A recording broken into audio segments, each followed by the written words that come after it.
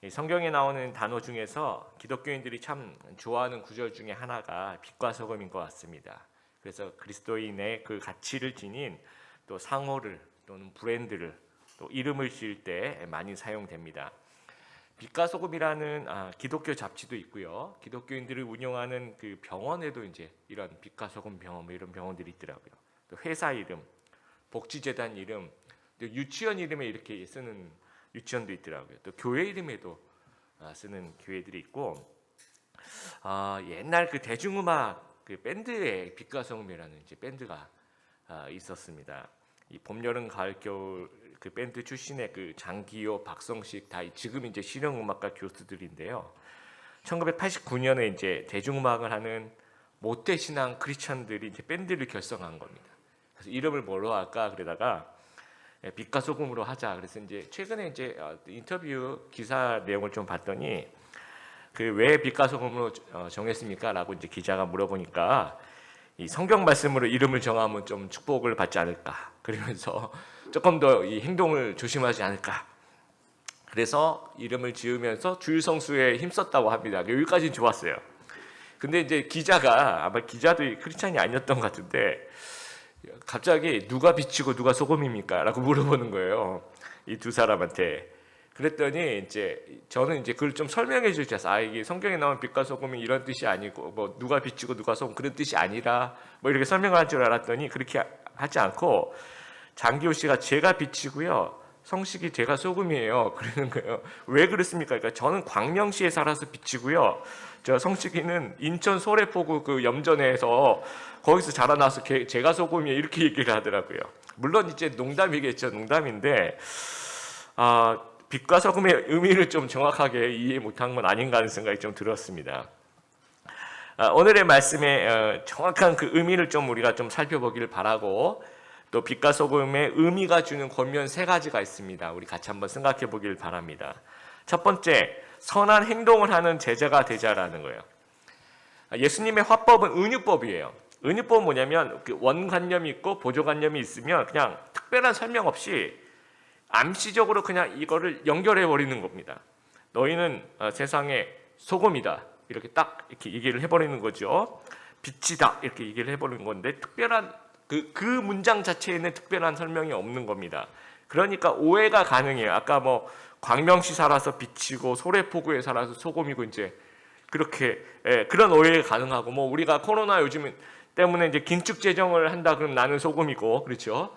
코로나 때문에 확진자가 돼서 얼굴에 막 빛이 나고 그러면 이제 빛이고 뭐 그렇게도 생각할 수 있다라는 거죠. 그래서 그 뒤에 나오는 설명과 함께 이해되어야지 정확한 해석을 할 수 있다라는 거예요. 여러분 13절 한번 보세요. 너희는 세상의 소금이니 하면서 그 다음에 이제 뭐라고 설명하는지를 봐야 되는데 소금이 만약 그 맛을 잃으면 맛에 대한 얘기를 하고 있습니다. 그러니까 맛을 잃은 소금은 쓸모가 없다. 소금이 맛을 잃어버릴 수가 있나요? 우리가 늘 이렇게 쓰는 그 소금은 뭐 넣었는데 아무 맛이 안 나 그러진 않습니다. 근데 팔레스타인의 소금은 주로 이제 바위에서 나오는 이제 돌소금을 쓰는 겁니다. 근데 그 돌소금이 이제 풍화가 되거나 이제 비가 내리거나 아니면 습기가 차거나 이제 그러면 점점 짠기가 없어지는 것들도 있다는 거죠. 그러면 그건 진짜 겉으로 보기엔 소금같이 보이는데 그냥 아무것도 아니라는 거예요. 그래서 소금에 짠맛이 있어야 된다. 그 얘기를 하고 있는 겁니다. 음식에 맛을 내고 또 냉장고가 없던 시절에는 이 음식을 이 소금을 통해서 이렇게 보관하는 이 부패를 방지하는 정말 중요한 그 고유 역할을 할 수가 있다라는 거예요. 그 14절 여러분 보시면 너희는 세상의 빛이다. 이 산위의 동네가 숨기지 못할 것이다. 그 당시 이제 어떤 뭐 가로등 이런 게 없으니까 밤이 됐다고 생각해 보세요. 집집마다 이제 그 산 위에 동네 언덕에 이제 동네가 있으면 지나가다 보면 집집마다 이 등불이 켜질 거 아닙니까? 그렇죠? 그러면 깜깜한 밤에도 멀리서도 이 마을이 있구나라는 것을 볼 수 있다라는 거예요. 우리 비행기를 타고 이 밤에 내릴 때 한번 생각해 보세요. 계속 그 갈 때는 이제 뭐 망망대해밖에 없는데 거의 내릴 때 다 돼서 이렇게 보면 깜깜한 밤에 이 도시의 불빛이 쫙 이렇게 펼쳐서 그럼 여기가 우리가 도착할 그 도시구나라는 것을 숨길 수 없다라는 거예요. 그러면서 15절에 사람이 등불을 켜서 말 아래 두지 아니하고, 쉬운 성경에 되박이라고 되어 있는데요. 여러분 이건 통을 얘기하는 거죠. 이렇게 사각형으로 된 용기, 요 안에 이제 뭘 넣는 거죠. 영어 성경엔 under a bowl이라고 얘기합니다. 이렇게 생긴 것을 이렇게 거꾸로 넣어서 그 밑에 등불을 놔두지 않는다는 얘기입니다. 그럼 어디다 두냐? 등경이라 그랬는데 등잔대, 우리는 스탠드라고 얘기합니다. 위에 스탠드. 우리 불도 그렇죠. 여기 위에 있지 않습니까? 그러니까 빛의 역할은 비추는 것이다라는 거예요. 비춰라는 거예요. 그래서 빛의 역할을 감당하라는 겁니다. 16절이 좀 더 이어지면서 이같이, 그렇죠? 이와 같이 하면서 그 앞의 내용을 정리를 해줘요. 결국 이 소금의 짠맛과 비추는 등불이 진짜 의미하는 것이 무엇인가를 16절에 설명하고 있는데, 너희 빛이 사람 앞에 비추기 위해서 그들로 너희 착한 행실을 보고라고 이야기를 합니다. 선한 행동, 선한 영향력, 건전한 영향력, 도덕적인 우위, 이 도덕성, 이런 것이 소금과 빛이 지금 의미하려고 하는 이 은유의 진짜 뜻이 이 착한 행동, 착한 행실, 선한 행동이라는 거예요. 그러니까 산상수훈의 청중은 누구입니까? 여러분 5장 1절 처음에 우리 산상수훈 시작할 때 예수님께서 산에 올라가시니 누가 나와요? 제자들이 나오는지라. 제자들. 그 제자들이 어떻게 살아야 되냐면 부패를 방지하는 그런 소금같이, 어둠을 밝히는 빛같이 이 세대에 선한 행동과 도덕적 우위, 의로운 영향력을 보여주는 그런 역할을 감당해야 된다라는 거예요. 그러면 오늘날 우리 한국교회 성도들은 이 역할을 잘 감당하고 있습니까? 오카노 목사님 설교 중에 이런 얘기를 하시더라고요.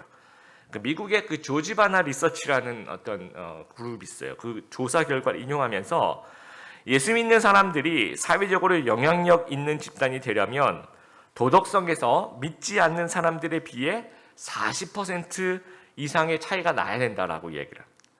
그러면 이제 뭐 예를 들어서 이제 포르노를 본다라고 하면 이 넌 크리스찬이 100명 중에 한 30명은 우리는 안 봐라고 얘기를 한다면, 크리스찬들은 100명 중에서 한 40명이 우리는 안 봐라고 얘기하면 한 10명 정도 차이가 나잖아요.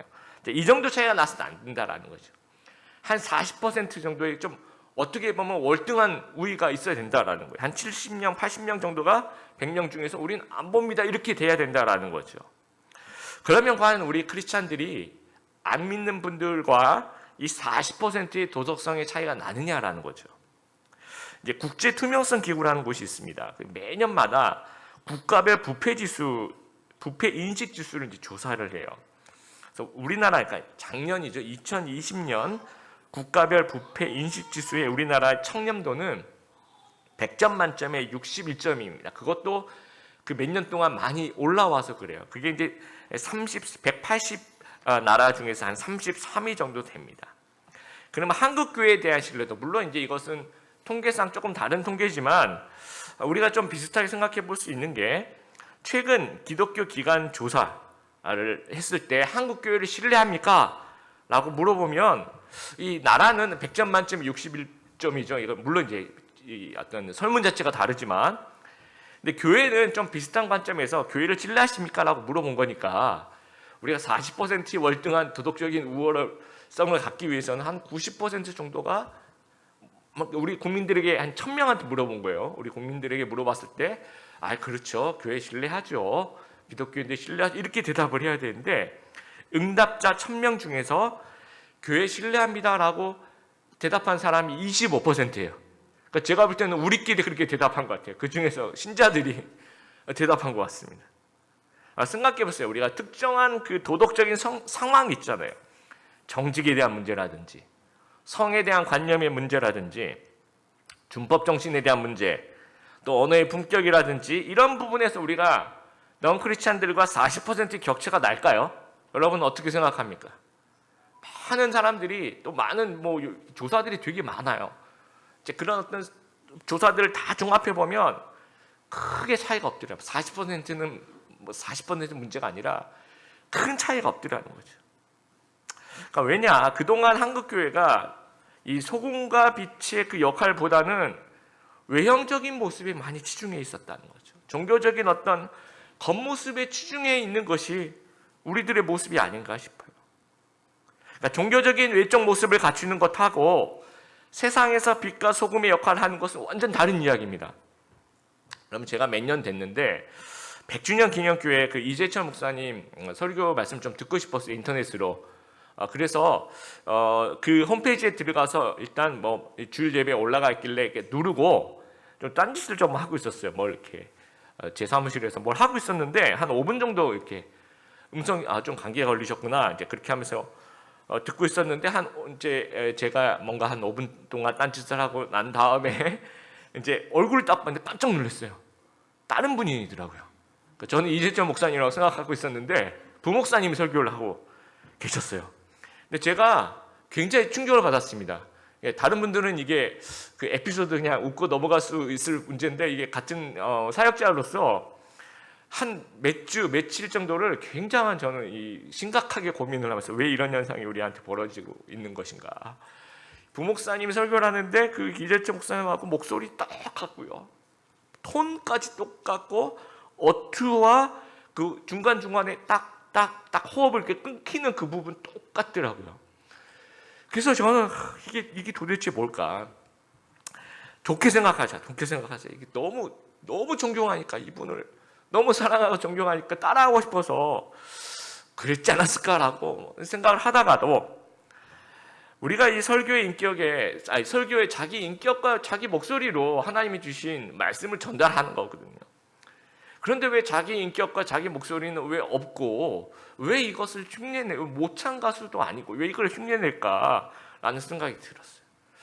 그러면서 또 이제 또 좋게 생각해보자. 좋게 생각하자. 그러면 이게 교인들이 좋아해서 그런 건 아닌가? 교인들이 그런 어떤 목소리를 너무 이제 익숙해져 있어서 그런 건 아닌가?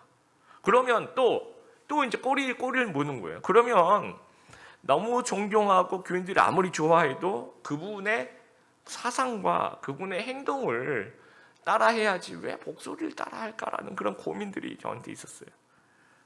그게 하나의 단편적인 모습이지만 우리가 너무 종교적인 그 외적 모습에 치중하고 있는 것 같아요. 주일날 와서 예배를 드려요. 은혜를 받아요. 주일을 성수했어요. 주일날 와서 뭐 할렐루야를 외쳐요. 그리고 막 감동이 돼요. 뭐 아멘을 외칩니다. 그러면 우리는 신앙적으로 난 진짜 너무 승리했다. 나는 신앙적으로 너무 만족한다라고 생각을 한다라는 거죠. 근데 이러면서 우리가 그냥 주일에 한정된 어떤 그 모임, 주일에 한정된 그런 집단에 속한 것은 아닌가. 또 평일로 돌아갔을 때는 그 어떤 영향력이 없어질 수 있다라는 거죠. 그래서 우리가 이 넌 크리스찬들과 평소에는 조금 비슷하다가 결정적인 순간에 달라져야 돼. 이게 이제 빛과 소금의 역할입니다. 그런데 이제 한국교회 교인들 어떻습니까? 뭐 여러분은 안 그렇겠지만 일반적으로 보면 넌 크리스찬들과 평소에는 다른 척해요. 그러다가 결정적일 때 똑같아집니다. 결정적일 때 위기의 순간에. 그런 빛과 소금의 역할은 아닌 거죠, 그렇죠? 우리가 이런 그 역할을 하지 않으면 동화되어 버리는 겁니다. 땅에 버려져서 밟히는 거죠. 빛을 비춰야 되니 어둠과 동화되는 겁니다. 그래서 우리가 짠맛을 내는 좀 소금으로 또 비추는 빛으로 착한 행실로 선한 행동으로 그 역할을 좀 감당하는 그런 진정한 우리의 제자 되시기를 주님의 이름으로 축복합니다. 두 번째, 세상 속으로 들어가자라는 거예요. 그냥 소금에 대한 얘기, 그냥 빛에 대한 얘기가 아니라 이 활용되는 장소를 이야기를 하고 있어요. 성경에서 너희는 세상의 소금이고 세상의 빛이다라는 거예요. 그냥 소금이고 그냥 빛이다가 아니라 세상의 소금이고 세상의 빛이라는 거예요. 원어에는 땅의 소금이라고 얘기합니다. The salt of the earth. 그 다음에 세상, the light of the world. 땅의 소금, 세상의 빛이라는 거예요. 옛날에 그 한국교회 숫자적인 부흥기가 70년대, 80년대 그때였던 것 같습니다. 지금 우리 또 일부 예배 드리신 분들, 그 당시 기억하신 분들도 많으실 거예요. 그때는요, 교회에서 우리가 거의 살다시피 했던 것 같아요. 예배도요, 주일날에 이제 주일 오전 예배 1부, 2부, 오후 예배도 드리고, 저녁 예배도 드리고, 그래서 그 당시에 이제 그 한국교회 그 기억나시는 분들은 주일날 교회에서 두 끼를 먹었던 기억이 나요. 점심에 또 먹고, 저녁도 먹고. 예, 그럼 저녁에 이 누룽지 이렇게 긁어가지고 같이 나눠 먹던 그런 생각도 많이 납니다. 그리고 뭐 평소에도 새벽 예배, 수요 예배, 금요철에 평일에 교회 가보면 구역장 모임, 권찰 모임, 무슨 성교회고 김장하고 꽃꽂이하고 뭐 성가대 연습하고 그다음에 아무 연습이 안 하는데도 그냥 모여 있고 우리 청년들 같은 경우에는 거의 뭐 저녁에 모여가지고 뭘 해요. 뭐 특별한 그건 아니고 막 이렇게 사발면 쫙 쌓여져 있고 막 뭘 합니다. 그런 어떤 기억이. 그러니까 그러면 교회는 되게 잘, 저도 좋은 추억들이 있어요. 그런 부분에 대해서. 근데 교회는 되게 잘 되는데 우리끼리는 너무 좋아요. 근데 그 기간에 한국 사회는 계속 좀 썩어가고 있고 한국 사회는 깜깜해져 가고 있었다라는 거죠. 그래서 이제 반성들을 많이 합니다. 아, 우리가 이렇게 우리가 우리끼리 너무 있었구나. 우리가 좀 흩어져야 되는구나. 그래서 이제 그런 반성으로 또 세상으로 또 어떤 교회 막 오지 말라 그래. 교회 이 주일날 외에는 절대 오지 말고 세상에 살고 그 이론적으로 맞아요, 그렇죠? 그렇게 이제 막 흩어 버렸더니 현실적으로는요. 우리 이제 코로나 시절에 지금 이제 그런 그 강제적으로 이제 주일 외에는 못 오는 그런 시기가 됐잖아요, 그렇죠? 우리가 경험해 본 바로 세상 흩어져 그냥 막 흩어져 이렇게 했더니 굉장히 신앙이 조금 무기력해지는 거예요. 반대급으로 한쪽은 교회 너무 많이 모여가지고 막 그럴 때 너무 좋고 막 신앙이 성장하는 것처럼 그렇게 생각하고 그렇지만 대사회적인 역할은 줄어들었다면 그럼 사회로 나가 그래서 모이지 마 그랬더니 신앙이 점점 무기력해지고 또 더 나빠지는 것처럼 느껴지는 거예요. 그리고 점점 세상을 변화시키기 위해서 나가라고 했더니 세상이 그냥 동화되어 버린다라는 거죠. 그래서 고민들이 이런 고민들인 것 같아요. 이 밸런스가 좀 필요한 것 같아요. 우리 모이는 교회와 흩어지는 교회의 이 균형이 좀 필요한 것 같습니다. 그래서 한국 교회가 이런 어떤 모이는 교회와 흩어지는 교회의 어떤 균형을 잘 맞춰서 그 사회적인 모범이 되었을 때의 모습을 한번 좀 회상을 좀 해봤습니다. 일단 지방에 있는 도시 교회들이 좀 그런 제가 이제 부산에 있을 때도 제가 생각이 많이 났었고 어렸을 때죠. 그 지역 교회들이 그 역할을 감당하는 어떤 모델이 되지 않았을까 저는 개인적으로는 좀 생각합니다. 근데 집이 다 교회 근처에 집들이 이제 교회 옆에 다 같이 사는 거예요. 그랬더니 이 교회가 이제 내 교회인 거예요. 그러면 우리 어르신들 생각해 보시면 출근할 때 어떻게 그냥 갑니까? 아니 교회 가서 기도하고 출근하죠, 그렇죠? 그리고 퇴근할 때도 어떻게 해요? 교회 와서 기도하고 집으로 가요. 그리고 학생들도 교회 와서 아침에 좀 시간이 되면 교회 와서 바로 옆이니까 기도하고 학교를 가고요. 또 학교 끝나고 집에 오면서 교복 입고 그 당시에 우리 선배들 그 생각이 나요. 그 교회에서 제 부산에 다녔던 교회 교복 입고 선배들이 교회 와서 이제 기도하고 그리고 집에 가던 그런 생각. 또 교회 근처의 시장에서 장사하시는 장로님 한 분은 오후에 조금 이렇게 손님이 적게 오시는 그 시점에 조금 이렇게 맡겨놓고 교회로 오셔가지고 이렇게 기도 이렇게 하시고 또 짬짬이 기도하시고 이렇게 내려가시는 이런 모습들이 제 머릿속에 계속 남아있어요. 그래서 이제 교회 와서 영적으로 힘을 내는 거죠, 그렇죠? 그러면서 세상에 흩어져서 빛과 소금의 역할을 또 감당하고 그 당시엔 또 정말 뭐라 그럴까요? 막 크리스찬들이 믿어주는 시기예요. 너 둘 중에 한 명이 누가 거짓말하는 것 같으면 저 교회 다녀요. 그러면 아 그래 교회 다니는 사람은 거짓말 안 해. 그러던 시절이 있었다는 거죠. 어떤 그런 균형이 있었는데 현대 교회가 있죠. 좀 어려움들이 있어요. 일단 사는 데가요. 좀 저희 교회만 봐도 이 북쪽으로는 의정부, 양주부터 시작해서 이 남쪽으로는 평택, 오산 사시는 분들 계시고 또 이 서쪽으로는 이 인천부터 시작해서 동쪽으로 남양주까지 정말 이 교회 근처에 특히 저희 교회 근처에 사시는 분들이 거의 없습니다. 그리고 다 맞벌이 하시고 거의 출퇴근 시간 다 다르고 일상 또 어떤 삶이 다 달라요, 진짜. 한 명 한 명 모습이. 그래서 근데 주일만으로 부족한데 또 주중 예배에 어려움이 있는 거예요. 주중 예배에 뭔가 참여하고 싶어도 참여할 수 없는 어려움이 있는 겁니다. 너무너무 저도 이제 이 고민이 되는 거예요. 이걸 도대체 어떻게 풀어야 되나라는 그런 고민들. 그러면서 이제 코로나가 시작되고 하여튼 우리나라 모든 목사님들 다 마찬가지일 거예요. 계속된 고민들이 있는 거예요. 이걸 어떻게, 예배에 대한 고민들이 앞으로 어떻게 진행될 것인가 하면서, 물론 이제 이게 어떤 제가 결론은 아니라 제가 생각하는 이 고민들 속에서 이런 생각을 좀 해봤어요. 우리가 세 가지 형태의 이제 앞으로의 교회의 모습이 되어야 되지 않을까. 첫 번째는 이 주일 현장에서 모이는 이 교회의 모습, 이거를 좀 지켜내야 되고, 두 번째, 물론 이제 방역 수칙을 잘 지키는 범위 안에서입니다. 두 번째는 이 평일 온라인 교회가 또 필요하겠다.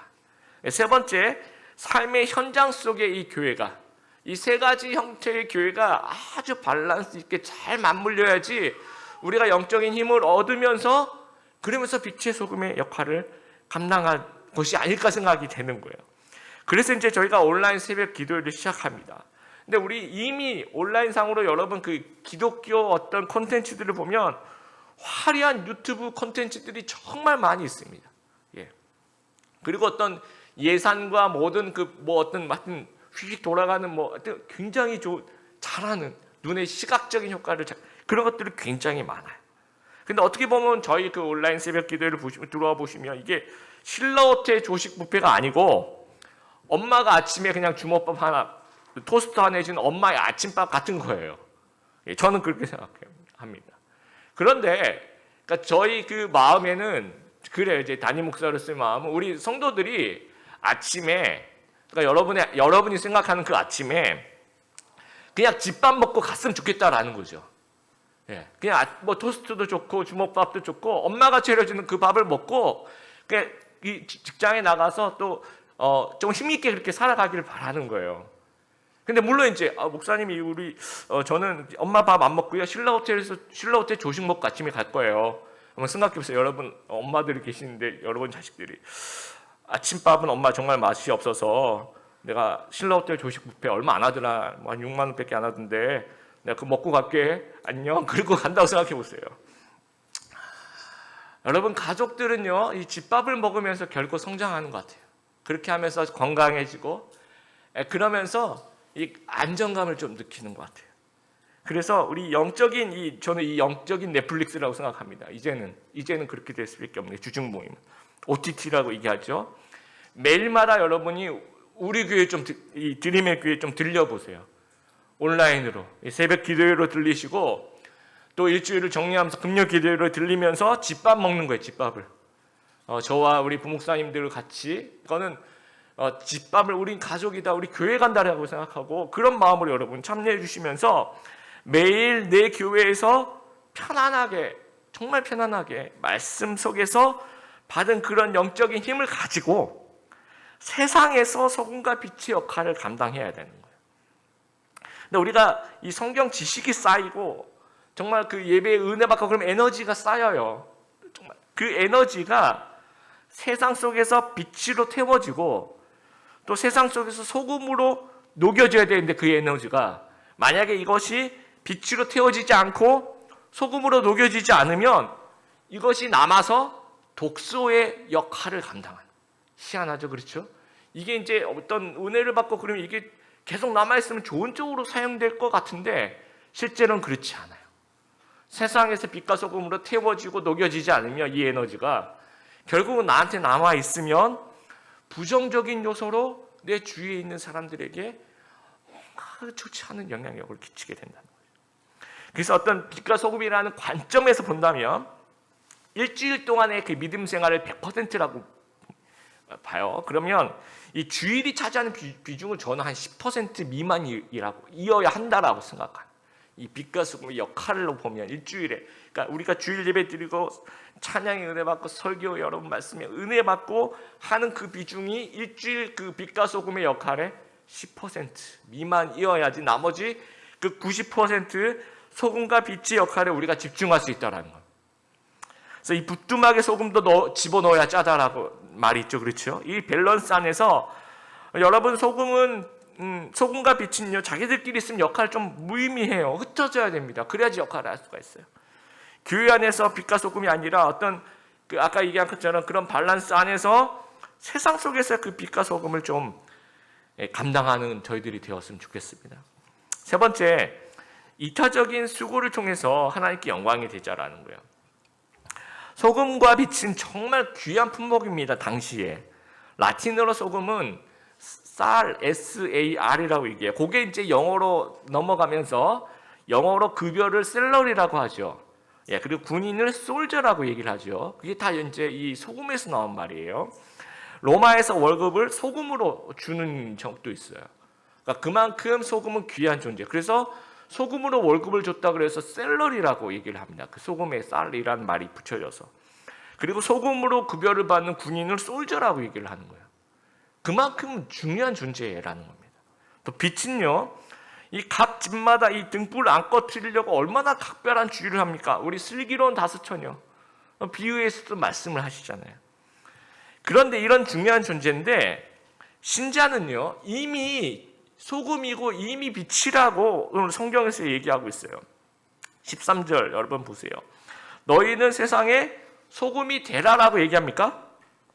아니죠. 너희는 세상에 소금이다라고 얘기를 하는 거예요. 14절 보세요. 너희는 세상에 빛이 되라라고 얘기합니까? 아니에요. 너희는 빛이다라고 얘기를 합니다. 여기서 이제 이 에이미 동사, 그러니까 비동사가 이 헬라어의 비동사 현재형. 뭐가 되라가 아니고 너희는 이미 빛이고 이미 소금이다라는. 저는 이 일주일 동안 이 에이미 동사, 이 비동사 있잖아요. you are 라는 그 비동사에 꽂혔어요. 저는 이게 너무 은혜가 되는 거예요. 여러분 따라해 보겠습니다. 나는 나의 어떠함과 상관없이 정말 소중한 사람이다. 여러분, 이 비동사가 이런 뜻을 가지고 있는 거예요. 세상은 우리를 줄 세우고 상대적 가치로 우리를 평가해요. 근데 복음은 절대 평가합니다. 우리를 목숨과도 바꿀 수 없이 우리를 소중하다 그렇게 얘기해 주시는 거예요. 너희는 이미 소금이라는 거예요. 이미 빛이라는 겁니다. 이 복음이 우리를 그렇게 평가하는 거예요. 그리고 복음이 우리를 역할하게 하는 거예요. 이 정체성의 진정한 이해는 사명으로 이어지는 겁니다. 그러니까 내가 구원받고 하나님의 은혜로 빛이 되었다, 소금이 되었다라는 이 정체성의 이해가 사명으로 이어진다라는 거예요.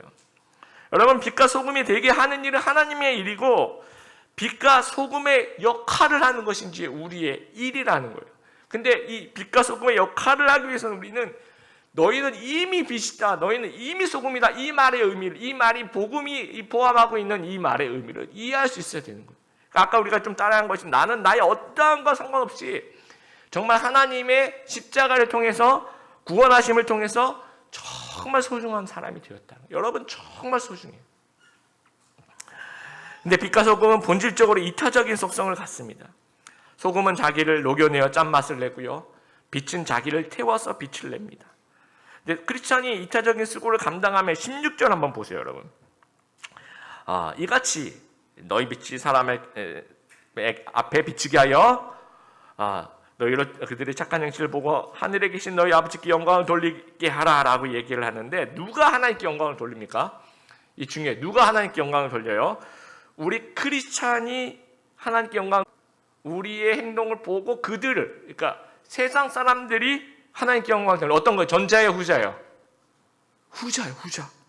예, 그들이 하나님께 영광을 돌린다라는 거. 그러니까 빛과 소금의 궁극적인 목적은 우리 어떤 역할을 통해서 세상이 하나님께 영광을 돌리는 거예요.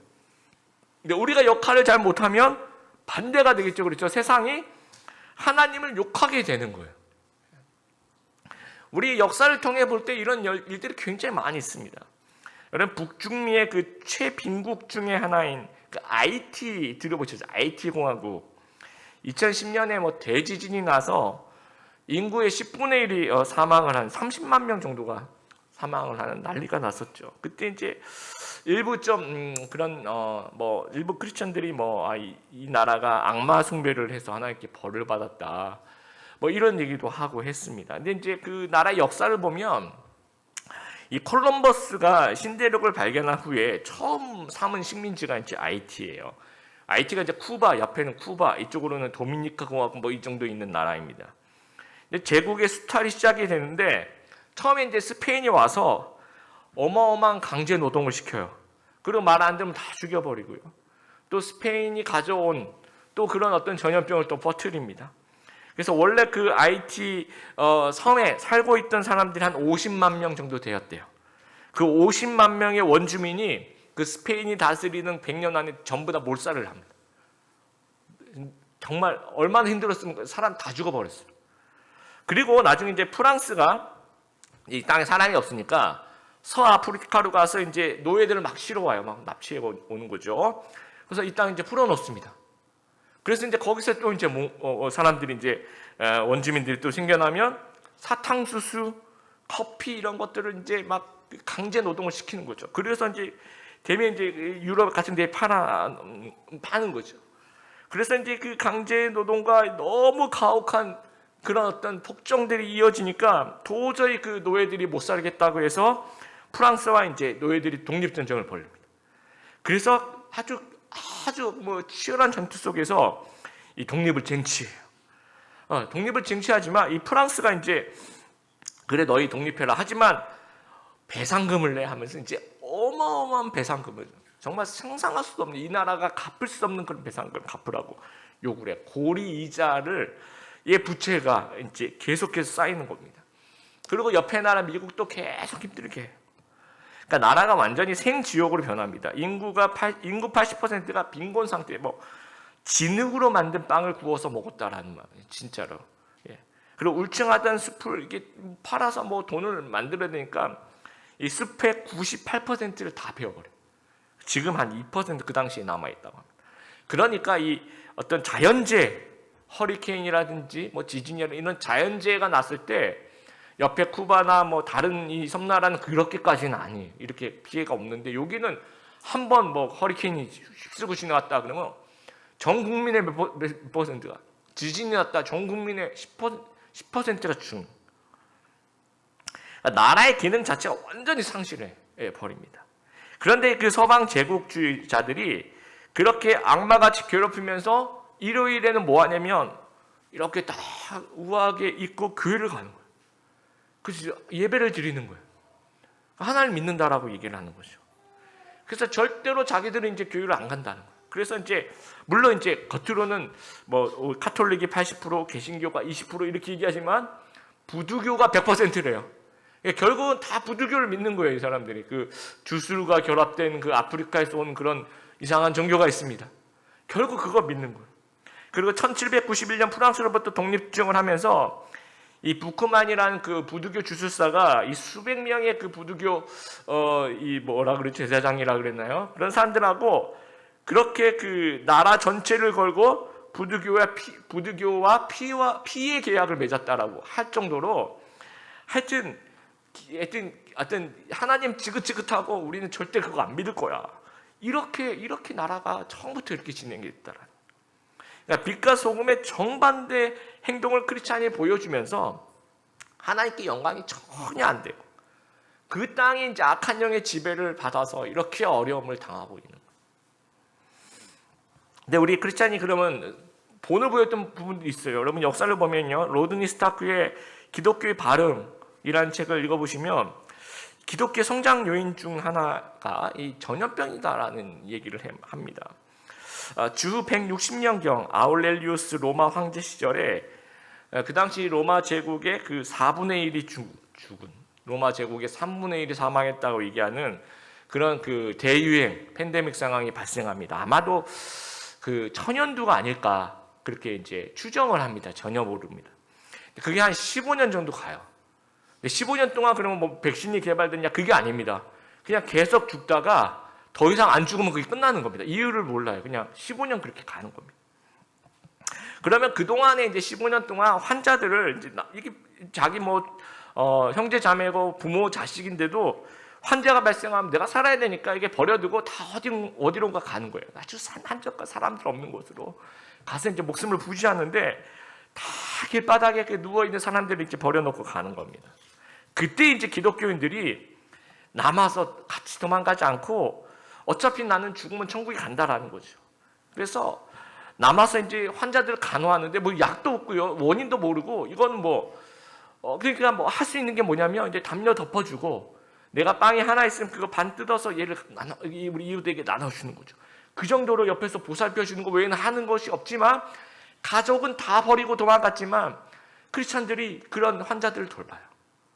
그리고 이제 한 15년 지나서 이제 생존자들이 와서 이렇게 보니까 그렇다고 여러분 그 이제 병에 걸렸어도 어떤 사람은 죽고 이게 자기 면역 때문에 그런 거죠.